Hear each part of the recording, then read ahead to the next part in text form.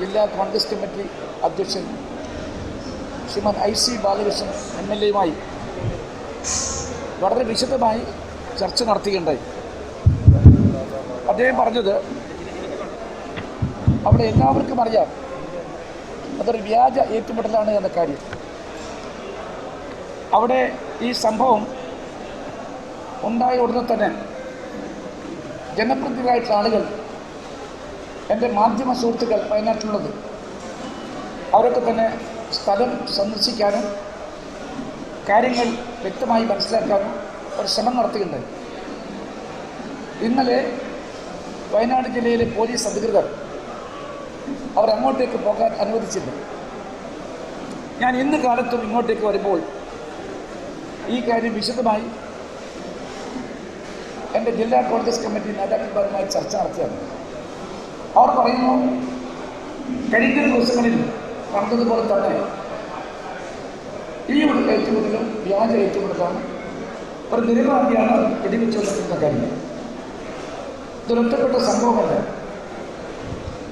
ആ കൊല്ലപ്പെട്ട മാവോയിസ്റ്റ് വേൽമുരുകൻ്റെ മൃതദേഹം പോസ്റ്റ്മോർട്ടത്തിനായി കാലിക്കറ്റ് മെഡിക്കൽ കോളേജിൽ കൊണ്ടുപോയിരുന്നു.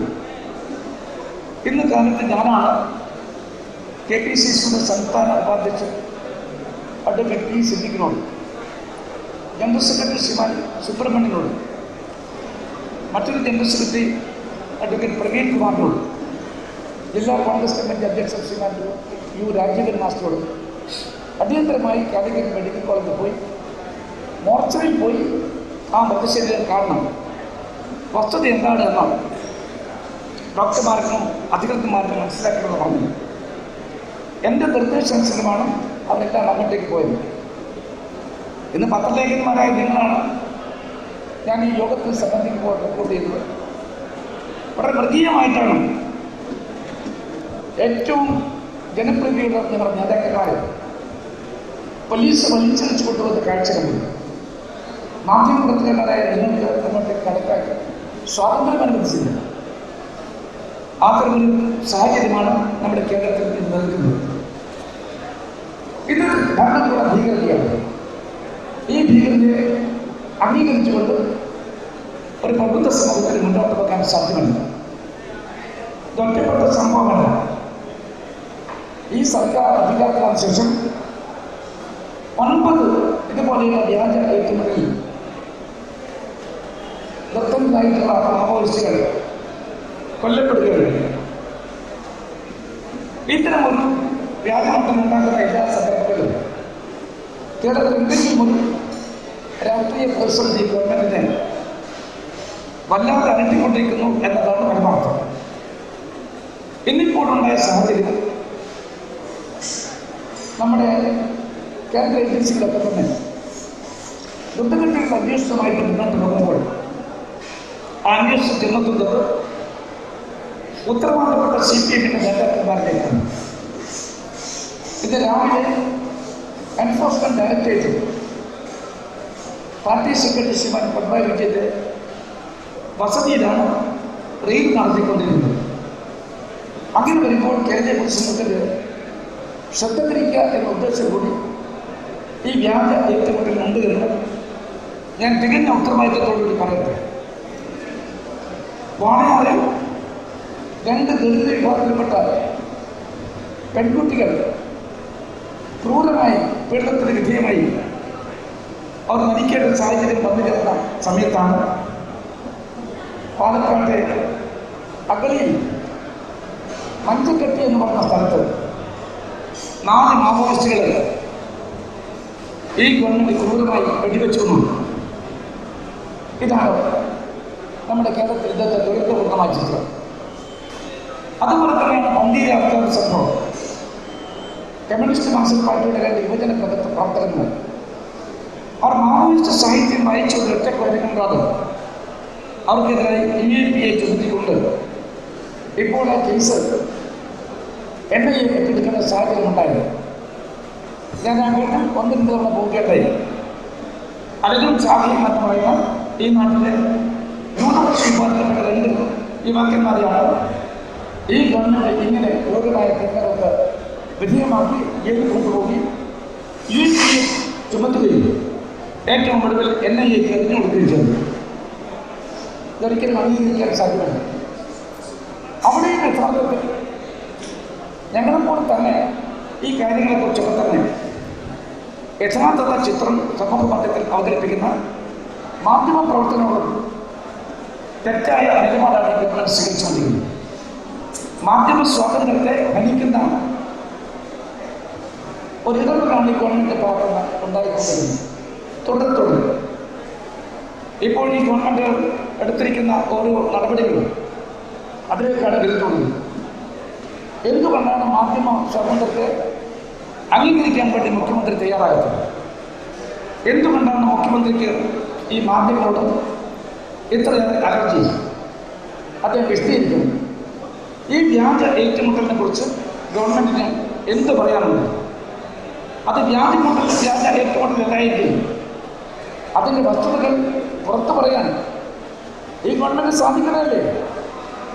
അത് സാധിക്കുന്നില്ല എന്നതുകൊണ്ട് തന്നെ ഈ ഗവൺമെന്റിന് ഒരുപാട് കാര്യങ്ങൾ ഒളിച്ചു വെക്കാനുണ്ട്. ഇതൊരു ഇടതുപക്ഷ ഗവൺമെന്റാണെന്ന് പറയാൻ സാധ്യമല്ല. നക്സലേറ്റുകളായിട്ടില്ല, അത് പാപങ്ങളായിട്ടില്ല. ആ മാവോയിസ്റ്റുകളെ ക്രൂരമായി ഇത്തരം വ്യാജ ഏറ്റുമുട്ടൽ ശരിയാക്കുന്ന ഒരു ഗവൺമെന്റ്, ഒരു കമ്മ്യൂണിസ്റ്റ് ഗവൺമെന്റാണ് എന്ന് പറയുന്നത് നാണക്കേടുണ്ട്. മുഖ്യമന്ത്രി തന്റെ നിലപാട് വിശദീകരിക്കണം. അതുപോലെ തന്നെ നമ്മുടെ കേരളത്തിലെ ഡയറക്ടർ ജനറൽ ഓഫ് പോലീസ്, അദ്ദേഹമാണ് ഇത് സംബന്ധമായി ഒരു വിശദീകരണം നൽകേണ്ടതായിട്ടുള്ളത്. എല്ലാ കാര്യങ്ങളെക്കുറിച്ചും വിശദീകരണം നൽകുന്ന ഡയറക്ടർ ജനറൽ ഓഫ് പോലീസിനെ കാണുന്നില്ല. ഉത്തരവാദപ്പെട്ട ഉദ്യോഗസ്ഥന്മാരെ കാണുന്നില്ല. കേരളീയ പൊതുസമൂഹത്തെ തെറ്റിദ്ധരിപ്പിക്കാനുള്ള ശ്രമം വിലപ്പോവില്ല. ഈ കാര്യം നിങ്ങൾ ധരിപ്പിക്കാൻ വേണ്ടിയിട്ടാണ് ഞാനിപ്പോൾ അടിയന്തരമായി നിങ്ങളെ കാണാൻ തീരുമാനിച്ചത്. വൈത്തിരിയിൽ ജലീൽ എന്ന് പറയുന്ന മറ്റൊരു മാവോയിസ്റ്റ് അർദ്ധരാത്രി ഒരു റിസോർട്ടിൽ വന്ന് എനിക്ക് വിശക്കുന്നു, എൻ്റെ കൂടെ നിൽക്കുന്ന എൻ്റെ സുഹൃത്തുക്കൾക്ക് വിശക്കുന്നു, ഞങ്ങൾ മാവോയിസ്റ്റുകളാണ്, ഞങ്ങൾക്ക് വിശപ്പിന് ആഹാരം വേണമെന്ന് മാത്രമാണ് ആവശ്യപ്പെടുന്നത്. പിന്നീട് നമ്മൾ കാണുന്നത് ആ ചെറുപ്പക്കാരനെയും വ്യാജ ഏറ്റുമുട്ടലിലൂടെ ചെറുപ്പക്കാരനെ കൊലപ്പെടുത്തുന്ന കാഴ്ചയാണ് നമ്മൾ കണ്ടത്. ഈ ഗവൺമെന്റ് അധികാരത്തിന് ശേഷം 9ഓളം മാവോയിസ്റ്റ് പ്രവർത്തകന്മാരെ ഗവൺമെന്റ് വ്യാജ ഏറ്റുമുട്ടലിലൂടെ കൊലപ്പെടുത്തുന്നുണ്ട്. ഇതെന്താണ് നമ്മുടെ മുഖ്യമന്ത്രിക്ക് ന്യായീകരണമുള്ളത്? എന്താണ് വിശദീകരണമുള്ളത്? അദ്ദേഹം പറയണം, ഡയറക്ടർ ജനറൽ ഓഫ് പോലീസ് വയനാട്ടിൽ നടന്ന ഈ ഏറ്റുമുട്ടലിനെ കുറിച്ച് അദ്ദേഹത്തിൻ്റെ വിശദീകരണം കൂടി കേൾക്കാൻ കേരളീയ പൊതുസമൂഹത്തിന് എല്ലാ അർത്ഥത്തിലും അർഹതയുണ്ട്. മാധ്യമപ്രവർത്തകന്മാരെന്ന് ഒളിച്ചു മാറിക്കൊണ്ടാണ് മുഖ്യമന്ത്രിയും DGP-യും ഒക്കെ സഞ്ചരിച്ചുകൊണ്ടിരിക്കുന്നത്. ഈ സ്ഥിതിയൊക്കെ തന്നെ നിങ്ങളുടെ മുമ്പിൽ അവതരിപ്പിക്കണം എന്ന് ആഗ്രഹിച്ചുകൊണ്ടാണ് ഞാനിവിടെ കണ്ടിട്ടുള്ളത്, നിങ്ങൾ കാണുന്നത്. അതുപോലെ തന്നെ സെൻട്രൽ ബ്യൂറോ ഓഫ് ഇൻവെസ്റ്റിഗേഷൻ, ആ സെൻട്രൽ ബ്യൂറോ ഓഫ് ഇൻവെസ്റ്റിഗേഷൻ കേരളത്തിൽ അന്വേഷണം നടത്തണ്ടായെന്നാണ് ഇന്ന് ഗവൺമെന്റ് തീരുമാനം. എന്തിനു വേണ്ടി സെൻട്രൽ ബ്യൂറോ ഓഫ് ഇൻവെസ്റ്റിഗേഷനെ മുഖ്യമന്ത്രി ഭയപ്പെടുന്നു? മുഖ്യമന്ത്രി അതിൻ്റെ ഏജൻസികൾ ഇങ്ങോട്ടേക്ക് ക്ഷണിച്ചത്. ആ മുഖ്യമന്ത്രിക്ക് ഇപ്പോഴെന്താണ് ഭയം?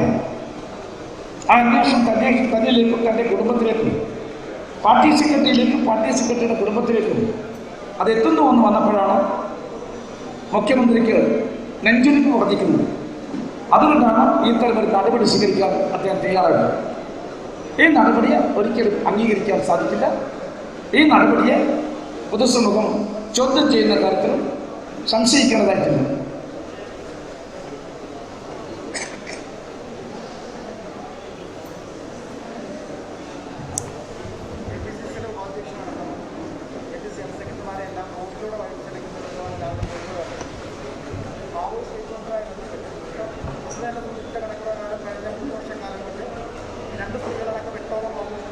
ഒൻപത് പേർ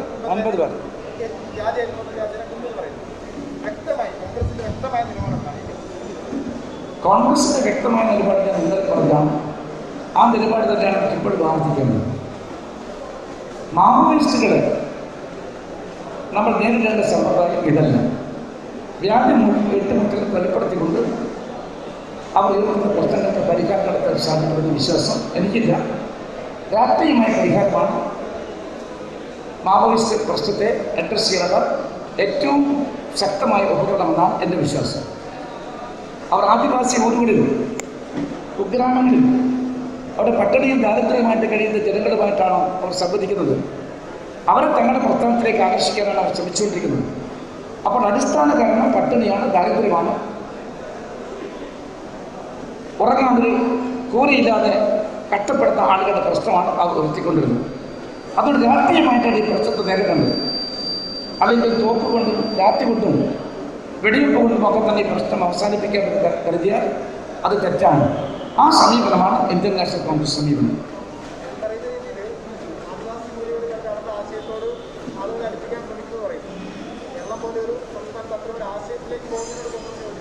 എങ്ങനെ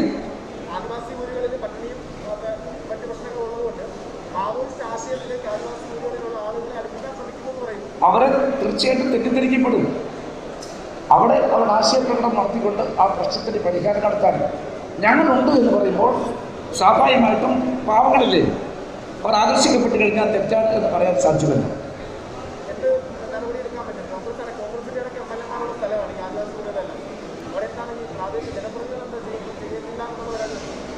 ജനപ്രതിനിധികൾ ഒറ്റയ്ക്ക് ആ പ്രശ്നം പരിഹരിക്കാൻ അവർ ശ്രമിച്ചാൽ നടക്കുമെന്ന് തോന്നുന്നില്ല. തീർച്ചയായിട്ടും ഐക്യ ജനാധിപത്യ കക്ഷി അധികാരത്തിൽ വന്നാൽ ഏറെ പ്രാധാന്യത്തോടെ കാണേണ്ട പ്രശ്നം ഇതാണെന്ന കാര്യം ഞങ്ങൾ പലവട്ടം ചർച്ച നടത്തിയതാണ്. എൻ്റെ സമീപനം ഈ കാര്യത്തിൽ ഇതാണ്. ഐക്യ ജനാധിപത്യ കക്ഷി ഗവൺമെൻറ് അധികാരത്തിൽ വന്നാൽ ഏറ്റവും ആദ്യം ഞങ്ങൾ അഡ്രസ് ചെയ്യുന്ന പ്രശ്നങ്ങളൊന്നും ആദിവാസി ഊരുകളുടെയും അതുപോലെ നമ്മുടെ കുഗ്രാമങ്ങളിലൊക്കെ പട്ടിണിയും ദാരിദ്ര്യവും തന്നെയായിരിക്കും. അത് പരിഹരിക്കാനുള്ള നടപടി തന്നെയായിരിക്കും ഞങ്ങളുടെ ഭാഗത്തുനിന്നുണ്ടാകുന്നത്.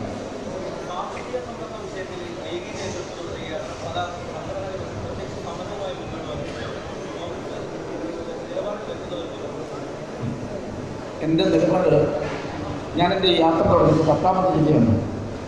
ആദ്യ ജില്ലയായ കാസർഗോഡ് തുടങ്ങി ഞാൻ തുടർന്നുള്ള കാര്യങ്ങൾ പറഞ്ഞു വരുന്നതാണ്. അത് ആവർത്തിക്കേണ്ട കാര്യമില്ല.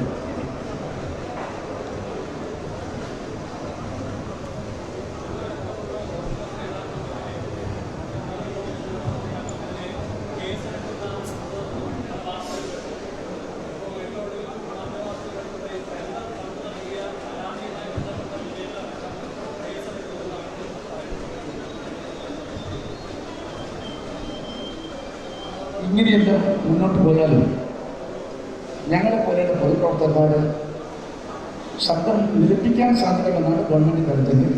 അവർക്ക് തെറ്റുപറ്റിയിരിക്കുന്നത്. ഞങ്ങൾ സംസാരിക്കും, ഞങ്ങൾ ചോദ്യം ചെയ്യും. തെറ്റെവിടെ പെണ്ണാതെ തെറ്റാണെന്ന് ശക്തമായിട്ട് പ്രതികരിക്കും.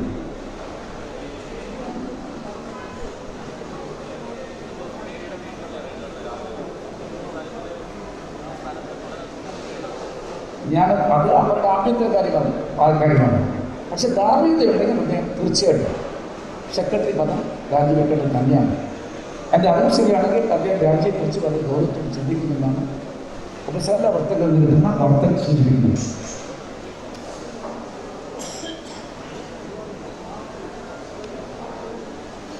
കോടിയേരിയെ വ്യക്തിപരമായിട്ട് എനിക്ക് യാതൊരു തരത്തിലുള്ള വിമർശനം അദ്ദേഹത്തെ കുറിച്ചില്ല. ദീർഘവർഷക്കാലമേ എനിക്കറിയാം. പക്ഷേ അമിതമായ പുത്രവാത്സല്യം കൊണ്ടാണ് ഇതൊക്കെ തന്നെ സംഭവിച്ചത്. അതെല്ലാവർക്കും ഉള്ള ഒരു ഗുണമാണ് അതൊക്കെ എന്ന് മാത്രം ഞാൻ പറയുന്നു.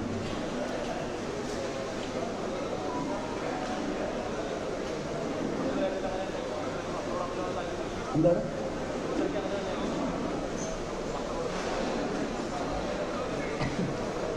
എന്നോട് ചോദിച്ചത് നന്നായി. ഇതേ ഗതി തന്നെയാണ് മുഖ്യമന്ത്രിക്ക് വരാൻ പോകുന്നത്. ഇത് തന്നെ മുഖ്യമന്ത്രി പോലെ ഇത്രയും അഴിമതിയുടെ മൂർത്തിമൽഭാവമായിട്ട് മറ്റൊരാളെ ഇന്ത്യൻ രാജ്യത്ത് കാണാൻ സാധിക്കും. അതിൻ്റെ പ്രതീകമാണ് അദ്ദേഹം. എപ്പിറ്റോം ഓഫ് ഓൾ കറപ്ഷൻസ്. അതിൻ്റെ പ്രഭവകേന്ദ്രമാണ് അദ്ദേഹം. എപ്പി സെന്റർ. അന്വേഷണം മുന്നോട്ട് പോകട്ടെ. മുഖ്യമന്ത്രിയുടെ നെഞ്ചെടുപ്പ് കൂടുതൽ മനസ്സിലാക്കാൻ സാധിക്കും. അവസാനം അന്വേഷണം സത്യസന്ധമായി പോവുകയാണെങ്കിൽ ഇനി മുഖ്യമന്ത്രിയുടെ വസതിയിലേക്ക് തന്നെയാണ് അന്വേഷണം എത്തിച്ചേരുക. സംശയിക്കേണ്ട കാര്യമില്ല. അന്വേഷണം പോകണം. പിന്നെ BJPയുമായിട്ടുള്ള അന്തർധാര ഉണ്ടെങ്കിൽ ഒന്നും പറയാൻ വയ്യ. അതുണ്ടോ ഇല്ലയോ ഇത് മാത്രമാണ് പ്രശ്നം.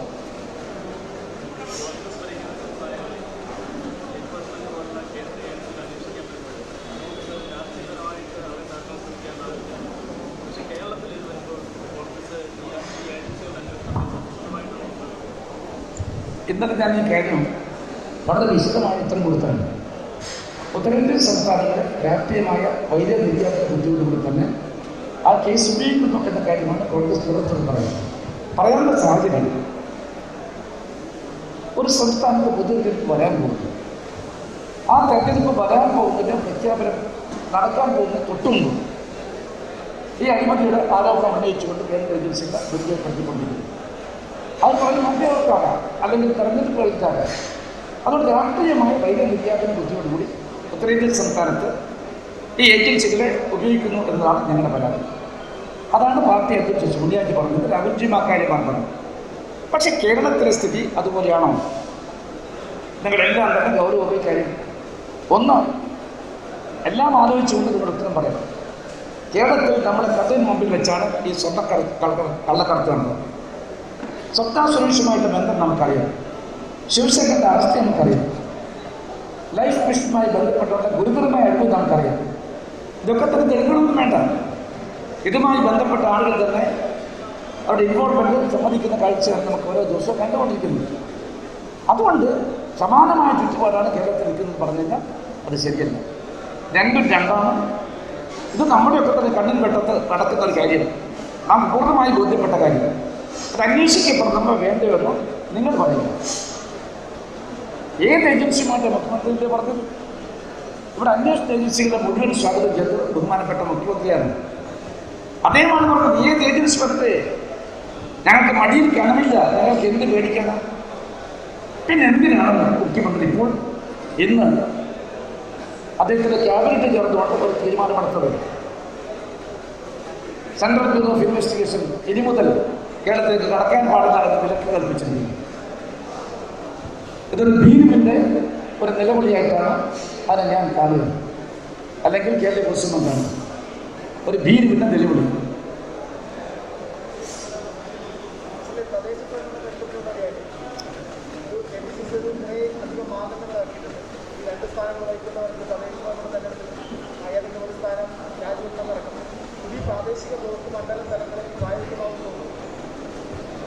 പത്ത് ജില്ലകളിൽ ഞാൻ ഈ കാര്യം പറഞ്ഞിരിക്കുന്നു. ആർക്കും അഭിപ്രായ വ്യത്യാസം ഉണ്ടായിരുന്നില്ല.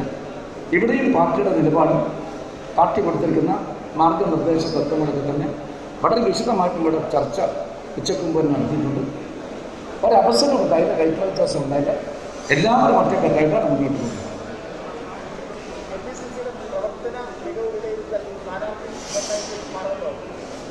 തീർച്ചയായിട്ടും അത് തന്നെയാണ് മാറുന്നത്. ആരാണോ മികച്ച സ്ഥാനാർത്ഥി, അത് സ്ത്രീയാകട്ടെ പുരുഷനാകട്ടെ, അതുപോലെ തന്നെ ജാതി സമൂഹത്തിൽ വെച്ച് നോക്കുന്ന ആർക്കാണോ ഏറ്റവും അധികം വിജയസാധ്യത, ജനസമ്മതി, അത് മാത്രമായിരിക്കും തെരഞ്ഞെടുപ്പിൽ കോൺഗ്രസിൻ്റെ മാനദണ്ഡം. മറ്റൊരു മാനദണ്ഡമില്ല, മറ്റൊരു പരിഗണനയില്ല. ആരും ഈ കാര്യത്തിൽ ഇടപെടില്ല. ഒരു നേതാക്കന്മാരും ഇടപെടാൻ പാടില്ല എന്ന് ഞാൻ താക്കീത് നൽകിയിട്ടുണ്ട്. ഇതെൻ്റെ അഭിപ്രായം മാത്രമല്ല, പ്രതിപക്ഷ നേതാവിൻ്റെയും മുൻ മുഖ്യമന്ത്രിയുടെയും മറ്റുന്നത നേതാക്കന്മാരുമൊക്കെ ആലോചിച്ചുകൊണ്ടാണ് ഈ മാർഗനിർദ്ദേശ തത്വങ്ങൾ ഒരു സർക്കുലർ മുഖേന ഞങ്ങൾ കൊടുത്തിട്ടുണ്ട്. ആർക്കും അഭിപ്രായ വ്യത്യാസമില്ല.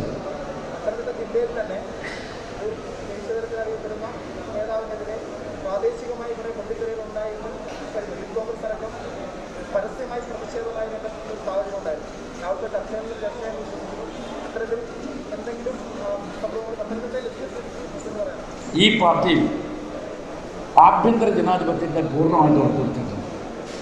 ബൂത്ത് തലം തൊട്ട് സംസ്ഥാന തലം വരെ ആർക്കും അവരുടെ അഭിപ്രായങ്ങൾ രേഖപ്പെടുത്താത്ത സ്വാതന്ത്ര്യം പൂർണ്ണമായിട്ടും ഈ പാർട്ടി അനുവദിച്ചിട്ടുണ്ട്. പരസ്യമായിട്ട് ആ അഭിപ്രായം നടത്തിയാൽ അത് ഈ പാർട്ടിക്ക് അനുവദിക്കാൻ വയ്യ. ഗുരുതരമായ അച്ചടക്കരകരമായിട്ട് മാത്രമേ അതിന് കാണാൻ സാധിക്കുള്ളൂ. അഭിപ്രായങ്ങൾ ആർക്കുമാണ്, ഒരഭിപ്രായം ആരും തടയാൻ പോകുന്നില്ല. പക്ഷെ പറയേണ്ട രീതിയിൽ പറയേണ്ട സമയത്ത് ശക്തമായിട്ട് പറയുക എന്നതിൽ കഴിഞ്ഞ് അത് തെരുവീതിയിലേക്ക് വലിച്ചാരി കൊണ്ടുപോയാണ് ഈ പാർട്ടിയുടെ താല്പര്യം സംരക്ഷിക്കാൻ വേണ്ടിയിട്ടുള്ള ഒരു നിലപാടായിട്ട് കാണാൻ സാധ്യമല്ല.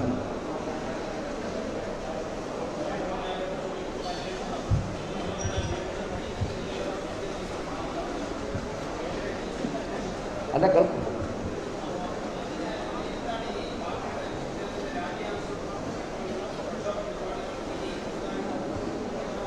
അദ്ദേഹത്തിൻ്റെ രാജ്യം ആവശ്യപ്പെട്ടുകൊണ്ട് കേരള പ്രദേശ് കോൺഗ്രസ് കമ്മിറ്റി UDF സമരമുഖം തന്നെയാണുള്ളത്. ഈ കോവിഡ് കാലത്ത് നമ്മുടെ നിബന്ധനകൾക്ക് വിധേയമായിക്കൊണ്ട് ഞങ്ങളുടെ പ്രതിഷേധം കിട്ടാവുന്ന എല്ലാ സ്ഥലങ്ങളിലും ഞങ്ങൾ ഉയർത്തിക്കൊണ്ടിരിക്കുകയാണ്. സത്യം പറഞ്ഞാൽ അദ്ദേഹം ഇനി ഒരു നിമിഷം അധികാരം തുടങ്ങി. അല്പമെങ്കിലും ആത്മാഭിമാനമുണ്ടെങ്കിൽ അദ്ദേഹം രാജിവെക്കണം. അതാണ് വേണ്ടത്. എന്നിട്ട് പറയണം ഏത് അന്വേഷണം നേരിട്ട് പറഞ്ഞുകൊണ്ട് അദ്ദേഹം കാലാഗ്രഹത്തിലേക്ക് നടന്നു വന്നാൽ തയ്യാറായി നോക്കുകയാണ് വേണ്ടത്. അതാണ് മാന്യത. അതാണ് രാഷ്ട്രീയമായിട്ട് നമുക്ക് സ്വീകാര്യമായിട്ടൊരു മാർഗമെന്നാണ് എൻ്റെ വിശ്വാസം. സത്യത്തിൽ കമ്മ്യൂണിസ്റ്റ് പ്രസ്ഥാനം, ഞാനതിന് ശത്രുവൊന്നുമല്ല. കമ്മ്യൂണിസ്റ്റ് പ്രസ്ഥാനം രംഗത്ത് കുഴിച്ചുപുറപ്പെടുത്താമെന്ന് വിശ്വസിക്കേണ്ട മൗഢ്യം എനിക്കില്ല. ഇന്ത്യയിലെ ശക്തമായ ഒരു ഓൾട്ടർനേറ്റീവ് ശക്തിയായിട്ട് ഇടതുപക്ഷ പ്രസ്ഥാനം വരണമെന്നാണ് ഞങ്ങളൊക്കെ തന്നെ ആഗ്രഹിക്കുന്നത്. പക്ഷെ അത് വളരാൻ അനുവദിക്കില്ല, അത് മുന്നോട്ട് പോകാൻ അനുവദിക്കില്ല എന്ന് പറഞ്ഞുകൊണ്ട് അതിന് ശേഷക്രിയക്ക് തയ്യാറായി നിൽക്കുന്ന ഒരു മുഖ്യമന്ത്രിയും ഒരു കൂട്ടം നേതാക്കന്മാരും ഉണ്ടായിക്കഴിഞ്ഞാൽ നമുക്ക് എന്ത് ചെയ്യാൻ സാധിക്കും? നല്ല കമ്മ്യൂണിസ്റ്റുകാർ നിസ്സഹായരാണ്. ആ നിസ്സഹായരുടെ തെരുവഴിയാണ് കേരളം മുഴുവൻ ഇത് കേട്ടുകൊണ്ടിരിക്കുന്നത്. അപ്പോൾ വല്ലാതെ മാനസിക പ്രയാസത്തിലും വല്ലാത്ത വിഷമത്തിലുമാണ് നല്ല കമ്മ്യൂണിസ്റ്റുകാരൊക്കെ എത്തുന്നത്. രാഷ്ട്രീയമല്ലാത്ത ഒരു ജനകീയ പ്രശ്നം ആയിരക്കണക്കിന് നിക്ഷേപകർ വിവിധ ജില്ലകളിലായിട്ട് പോപ്പുലർ തട്ടിപ്പിനിരയായി. ഇതിനെക്കുറിച്ച് KPCCയുടെ നിലപാടെന്താണ്? CBI അന്വേഷണം പോലും ഇതുവരെയും എത്തിയിട്ടില്ല. പോപ്പുലർ ഫിനാൻസ് തട്ടിപ്പ് മാത്രമല്ല, ഈ നാട്ടിൽ പാവപ്പെട്ടവരെ വഞ്ചിച്ചു കൊടുക്കുന്ന എല്ലാ തട്ടിപ്പുകളും അന്വേഷണ വിധേയമാക്കണം. ഇത്തരമൊരു സംഭവം സെൻട്രൽ ബ്യൂറോ ഓഫ് ഇൻവെസ്റ്റിഗേഷൻ തുടങ്ങിയ ഏജൻസികൾ അന്വേഷിക്കുന്ന അഭികാമ്യമായിരിക്കും, സംശയമില്ല. CBI അന്വേഷണം ഇതുവരെ ആവശ്യപ്പെട്ടൊന്നും നടന്നിട്ടില്ല. ഹൈക്കോടതി ആവശ്യപ്പെട്ടു. KPCC ഇക്കാര്യത്തിൽ എന്തെങ്കിലും നിലപാടെടുക്കുന്നുണ്ടോ? ആയിരക്കണക്കിന് നിക്ഷേപകരാണ് വിവിധ ജില്ലകളിൽ വളരെ കഷ്ടതയോടുകൂടി കഴിയുന്നത്. ഒറ്റപ്പെട്ട സംഭവം മാത്രമായിട്ട് ഇത് കാണാൻ സാധിക്കില്ല. നമ്മുടെ സംസ്ഥാനത്ത് അങ്ങോട്ടും വ്യാപകമായി ഇതുപോലെയുള്ള തട്ടിപ്പ് സംഘങ്ങളുണ്ട്. അവർക്കെതിരായിട്ടുള്ള കർശനമായ നിലപാട് സംസ്ഥാന സർക്കാരിൻ്റെ ഉണ്ടാകുമെന്ന് എനിക്ക് പ്രതീക്ഷയില്ല. കാരണം അവർ തന്നെ അഴിമതിയിലാകെ മുങ്ങിക്കുളിച്ചിരിക്കുകയാണ്. അങ്ങനെയൊരു ഗവൺമെൻറ് ഞാൻ പ്രതീക്ഷിക്കുന്നില്ല. പക്ഷേ മറ്റ് ഏജൻസികൾ അന്വേഷിച്ചാൽ നന്നായിരിക്കുമെന്ന് തന്നെയാണ് കേരള പ്രദേശ് കോൺഗ്രസ് കമ്മിറ്റി അഭിപ്രായം. ഇതുവരെ ഒരു പിന്തുണ സംസ്ഥാന തലത്തിൽ ഒരു പിന്തുണ നിക്ഷേപകർക്ക് വേണ്ടി കൊടുത്തിട്ടില്ല. പരസ്യമായിട്ടുള്ളൊരു പിന്തുണയോ സമരമോ ഇക്കാര്യം ഇത് ഞാൻ കേരള പ്രദേശ് കോൺഗ്രസ് കമ്മിറ്റി അധ്യക്ഷ നിലയിൽ ഞാൻ അവർക്ക് പിന്തുണ കൊടുക്കുന്നു. ഇത് സംബന്ധമായിട്ട് നിഷ്പക്ഷമായിട്ട് അന്വേഷണം നടത്തപ്പെടുന്ന മതിയാവുകയും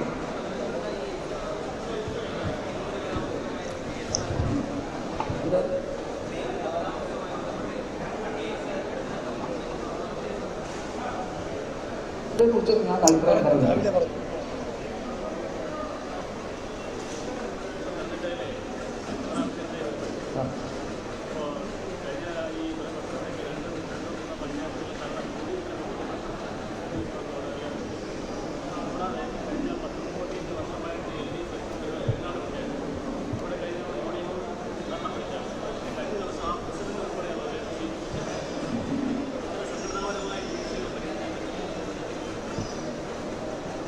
എല്ലാ വീഴ്ചകളും പരിഹരിക്കപ്പെടുന്നു. ചില കാര്യങ്ങളൊക്കെ അതിൻ്റെ കാലത്ത് ഞാൻ ഇവിടെ വന്നപ്പോഴാണ് എന്നതാണ് എൻ്റെ ശ്രദ്ധയിൽപ്പെടുത്തുന്നത്. ഈ കാര്യങ്ങളൊക്കെ തന്നെ പരിഹരിക്കാൻ വേണ്ടി നിർദ്ദേശങ്ങൾ ഞാൻ ജില്ലാ കോൺഗ്രസ് കമ്മിറ്റി കുറച്ച് ദിവസമായിട്ട് മുന്നോട്ട് പോകുന്നു. അല്ല, ഇൻഡിവിജ്വൽ കേസിൽ അറിഞ്ഞില്ല, സ്റ്റഡി ആണ്. മൂന്നാമത്തെ ശ്രദ്ധയിൽ കൊണ്ടുവരുന്നില്ല.